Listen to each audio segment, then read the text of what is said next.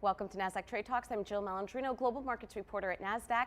Joining me on this Valentine's Day at the market site in Times Square, New York City, we have Debbie Azar. She's the co-founder and president of the Gemological Science International, GSI. We're going to talk about spend trends on Valentine's Day. Americans are looking to spend nearly $27.4 billion on this one day alone. Nearly $6 billion of that is going to be on jewelry. Debbie, I love when you come to market site and visit me and all the bling and these earrings, if everyone can see.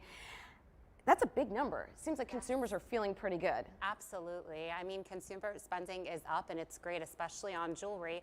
And I think part of the reason is because diamonds and jewelry really make the best gifts because they're so memorable, they're sentimental.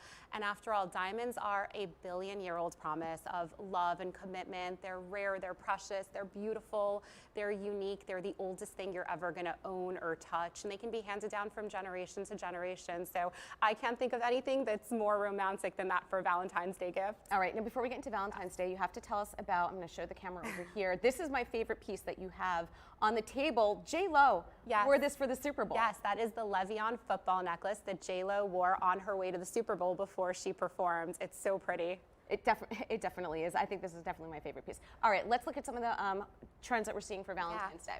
So many great different trends. First, everything here, big trends, all certified by GSI, and certificates are really, really important because they help consumers make informed decisions when they're buying diamonds and jewelry, so they're gonna know exactly what they're getting. So we are seeing a lot of different color golds, stacking, layering. We see that over here with the Serena pieces, also with branded diamonds and jewelry, very big brand names, Vera Wang Bridal, Kleinfeld's, Le'Veon, which is a big red carpet name.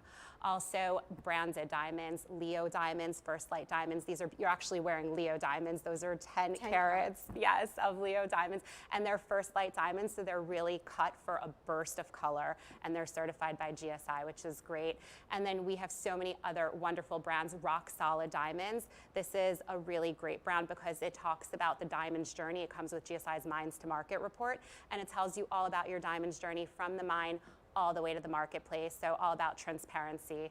All right, now, so the ring I have on, is this Kleinfeld or? Yeah, that's from Vera Wang.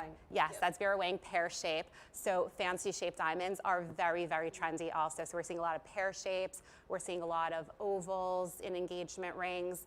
Also colored gemstones. You can see over here we have a lot of emeralds, sapphires, rubies. These are being used for engagement rings as well. Yep, and I also noticed the big trend, as you were saying before, influencers, celebrity names, lending their name to the brands and actually getting involved with the design process. You can certainly see bits and pieces of them when you look at the different pieces. So let's talk about GSI a bit, and you really address those emerging and accelerating jewelry industry challenges. What are some of those challenges that you're facing?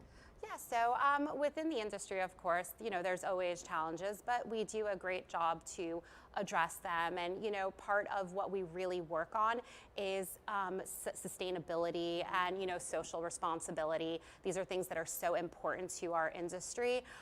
The diamond industry, we provide a magnitude of social and economic benefits, and we sustain local economies where diamonds are mined and polished and jewelry is manufactured.